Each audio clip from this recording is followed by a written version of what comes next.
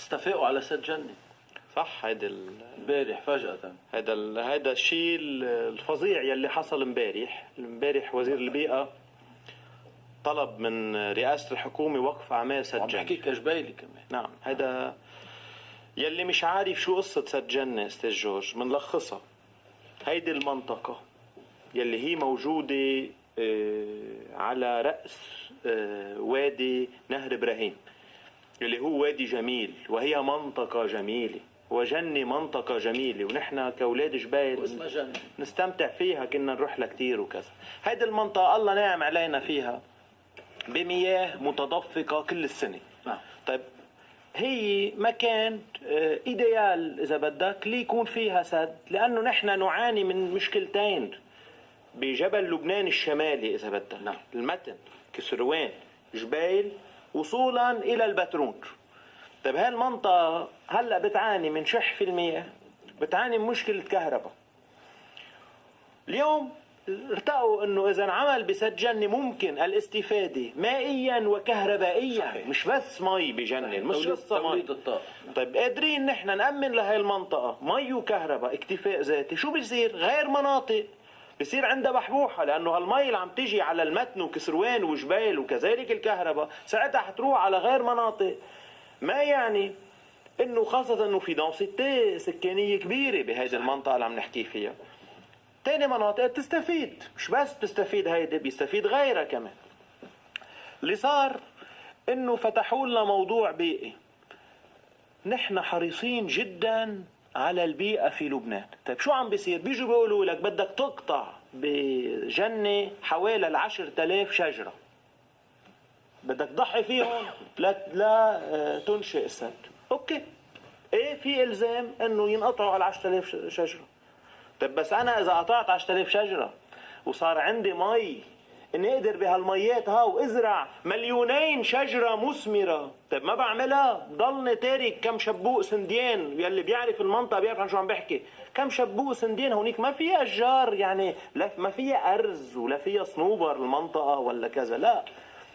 طيب ايه بضحي فيهم 10,000 بس بكسب من تاني ميل مياه بتفيد المزارعين، بعمل شيء جميل بغير منطقة، بعمل باركات بمناطق، بصير عندي مياه وفائض من المياه.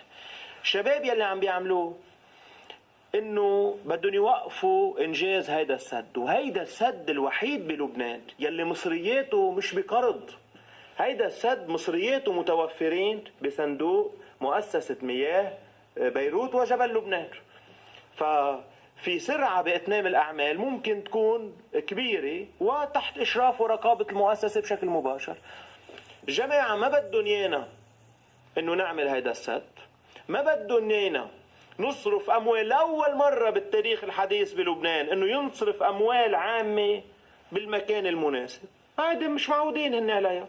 اخدين قرار إنه ممنوع تنشئ سد بجبال. 2، ممنوع المناطق المسيحية تحديدا، والقسم منها مختلط شيعي وسني، في جبيل وكسروان والبترون والمتن بدنا نخليها تحت رحمة قطع المي وقطع الكهرباء بكل صراحة استاذ جورج. وهذا الحديث قالوا أحمد فتفت من فترة بيقول شو سد جنة عاملين سد انتم بمنطقة مسيحية، ما فيكم تعملوا سد بمنطقة مسيحية. هاي الموضوع هيك، وعم بيعملوا مكيات ووزير البيئة عم بيستعمل انه هذا الخطاب عم بيستعمل بهالطريقه. طبعا استاذ جورج من امتين كانت السدود هيدا انه سد الارعام بده يحسب على السنه. لما نحن ما بنفكر سد هيك. بسري انه هدول كيف يعني المنطقه لازم مثلا بس تعمل سد تشحط كل العالم منها المسيحيه والمسلمين، تعملها نو مانز لاند مثلا، يما منطقه محايده شيء بتجيب عليها متحده. هي الوضع هيك سي جورج، الوضع هيك فعليا، الوضع هيك. واليوم جنة في عنده فائض بالكهرباء والمي حيأمنها للمنطقة كلها. يعني أنا بلفت النظر لأولاد المنطقة، عم خاطب بالمباشر أولاد المتن وكسروان وجبال والبترون. انتوا مستهدفين بالمي وبالكهرباء، معناتها مستهدفين بحياتكم اليومية. في حل ابتكروا ولقاه الوزير جبران باسيل لما كان وزير طاقة، لقى حل لها المنطقة وحل جذري بيوقف الحرمان عن هالمنطقة. انتوا اليوم مستهدفين، ويلي عم بيستهدفكم هو بالمباشر تيار المستقبل، ما حدا غير، وبيستعملوه لوزير البيئة مثل ما استعملوه بسوكلين. هو كيس زبالة ما عرفش يلم من الطريق، قال بيجي بيخبرنا قال هلا بده يحافظ على الشجر. قبل ما يحافظ على البيئة كان لازم يمنع الباديات تحرق النفايات. ما حدا يتذاكى علينا، نحن مش سذج ولا سخيفين. هلا اكثر من هيك، كل حريقه بتصير بلبنان تحرق مئات الهكتارات وعشرات الهكتارات من الاشجار الحرجيه والمثمره. طياره ما بيشتروا ابدا، والبلد مسروق 75 مليار دولار، وطياره او طيارتين ما بيشتروا لاطفاء الحرايق. صحيح. وبكل حريقه عم نخسر مش 10000 شجره، عم نخسر 20000 شجره. استاذ جورج، هي الحريريه السياسيه. نحن لما بنحكي عن الحريريه السياسيه، هي الحريريه السياسيه. الحريريه السياسيه ما بدها اياك ولا بدها اياني نضل هون بالبلد، لحن مدبرين 1.5 مليون سوري بده يحطوهم محلنا. ناس حبلت من هالفوضى، ناس حبلت من هالفوضى. ما سيحدث قريبا، وهلا جايه انتخابات نيابيه، وقبل ما نوصل على انتخابات نيابيه موضوع سد جنة بدنا ننزل على الطرقات فيه. عم بيقولوا هن انه هيدي مناطقيه. طيب ولاد هاي المناطق رح نثبت لهم انه نحن بنعرف ننزل نسترد حقنا.